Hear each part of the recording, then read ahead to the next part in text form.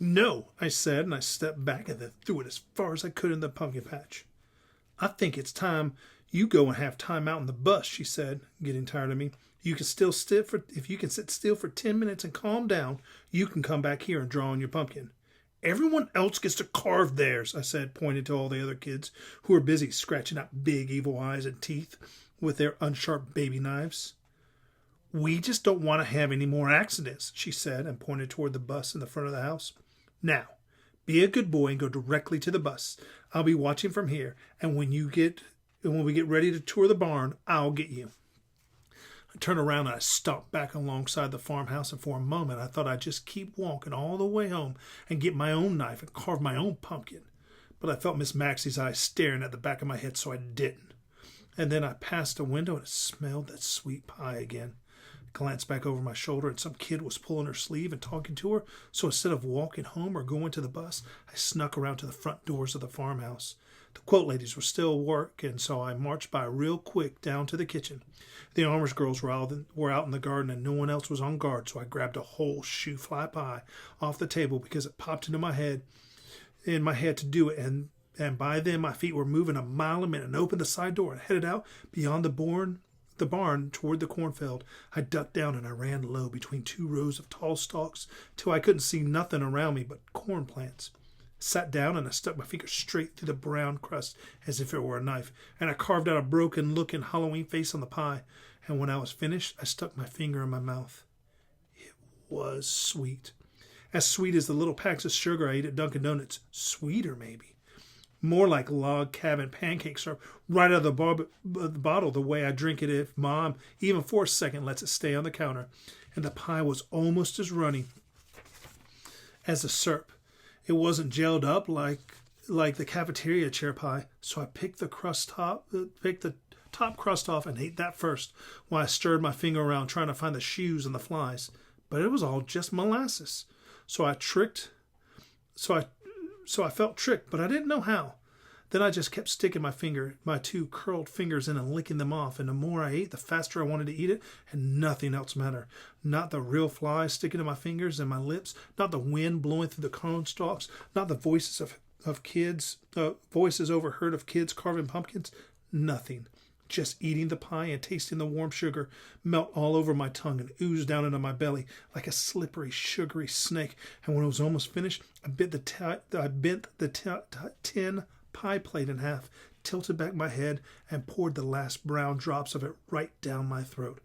Then I licked the plate like a dog, and by the time I finished, my mind was a mess, and my legs were pumping, and I was ready to run a circle around the entire world. I had a few funny sounds in my head, kind of a hissing like when the TV station goes off the air at night and there's nothing but static. But really loud static and no words at all, and getting louder like tires speeding down a wet road and coming right at me. My eyes felt so swollen with a flood of energy inside my throbbing head, I could only see the tops of my cheeks and the smudge where my nose fit on, and a bigger blur beyond that. I took a deep breath, and the air gushed into my lungs. It filled me up, and suddenly I was running and crashing through the stalks of cornfield. I held my arms out like wings of an airplane, and long curved leaves sliced me up, but I didn't feel the stinging. I didn't feel my feet hit the ground. I didn't feel the jolt when I tripped forward and slammed in the corn stalks. And clods dirt with my chest bounced right up and kept on going. I was running so fast and breathing so deep, I thought I could take off out of the cornfield and high into the blue air above the clouds and look down on the farm and the bus and the kids and Miss Moxie who would be pointing up at me. Then before I could slow down, I was suddenly running out of the cornfield, and from there I headed straight for the barn where there was a huge open door. So I went inside, and I was not saying to myself, see the ladder, climb the ladder. No, I was just climbing before I knew it, and I was way up high on the big timbers playing a crazy kind of snakes and ladders, sliding down the tilted beams and climbing up others like a monkey on a coconut tree. My spring was wound so tight that I was more like a rat in a maze without words or any feelings or any ideas about myself. What I should be doing other than go, go, go, go, up, up, up, up, faster and higher until there was nothing more above me but the roof and an owl. One of those big white owls with the huge dark eyes and the hooked beak, which was where I stopped. Who? It said. Who? And I answered, Joy Pigza, that's who. Whoo! It sounded again, and it kept his eyes right on my face.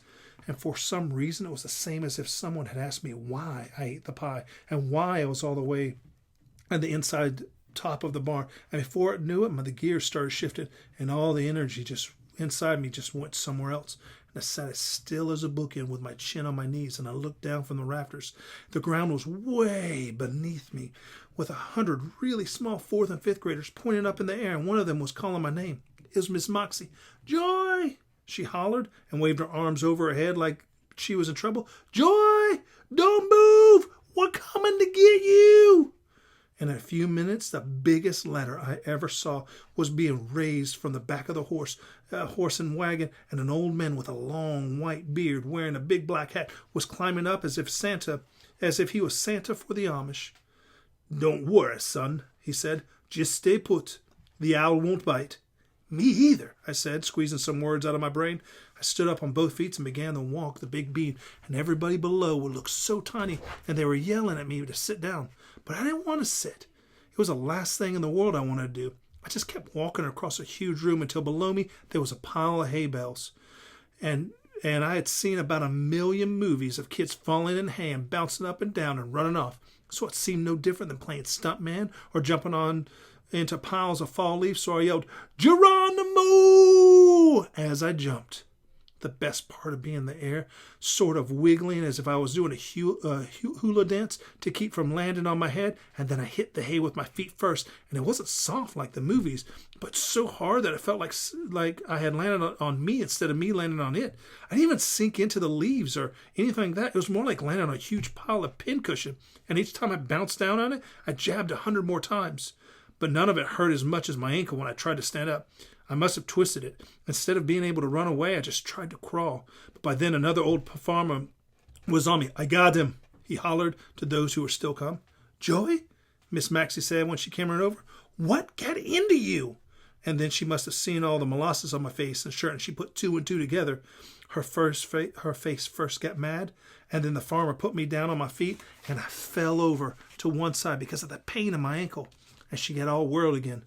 "Let me see the ankle," she said, and untied my shoe with nervous hands, which hurt because my ankle was a little swollen and looked more yellow than it should have. "Oh, Joey," she sighed, and I tried to feel for broken bones. "What are we going to do here?" I didn't mean to get hurt," I said. "I just wanted to jump in the hay." "I know," she said. "It's just that there is always a difference between what you think you're doing and what happens to you or someone else." I looked up, and there was Mara Dombrowski writing my name down on a hat because Miss Maxie told her to keep a list of everyone who got out of line.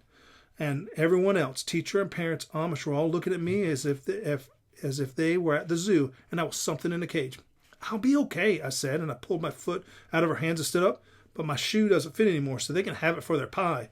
I pointed at the Amish girls, and they began to giggle and cover their mouths, and then everyone began to laugh, except for Miss Maxie. I don't think she got the joke. Chapter 7. Gifted and Talented. Miss Maxie had a conference in the morning, so our class had a substitute named Miss Adams, who didn't know me from Adam. This was a good break because after the field trip, Miss Maxie said she and Miss Howard and Miss Jarbaz and my mom and Nurse Holyfield were all going to have a big meeting to discuss next steps for me, and I knew she wasn't talking about my ankle. That much I was sure of. But since Miss Maxie didn't show up, I stopped worrying about what might happen. But there were other things going on right before my eyes. After Miss Adams took roll, it was announced over the loudspeaker in the classroom that all students in the Gifted and Talented program were to be released and meet in the auditorium for a special presentation. A handful of students stood up, and I did too, and I followed them right out the door. Maria was in the front of the line, and I was last, so she didn't see me, or she would have snitched.